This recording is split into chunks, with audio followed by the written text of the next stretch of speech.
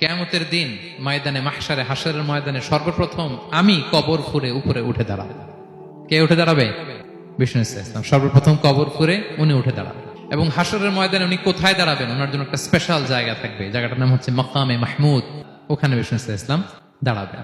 এবং বিষ্ণু ইসলাম বলেন, আজান শোনার পরে কেউ যদি এই দোয়াটা পড়ে, আল্লাহুম্মা রাব্বা হাযিহি দাওয়াতিত তাম্মা ওয়াস সালাতিল কাইমা আতি মুহাম্মাদানিল ওয়াসিলাতা ওয়াল ফাদিলা ওয়া বা'আথহু মাকামান মাহমুদা আল্লাযী ওয়া'আদতা, এই দোয়াটা যে পড়ে আজান শোনার পরে কিয়ামতের দিন তার জন্য সুপারিশ করা আমি নবীর জন্য ওয়াজিব হয়ে যায়।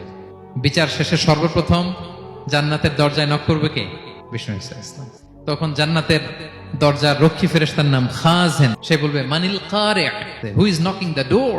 তখন বিষ্ণু ইসলাম বলবেন, আনা মুহাম্মদ রাসূলুল্লাহ। তখন খাজেন বলবে, আপনার জন্যই আমি অপেক্ষা করতেছি। আল্লাহ বলে দিয়েছেন আপনার আগে কারো জন্য যেন জান্নাতের দরজা খোলা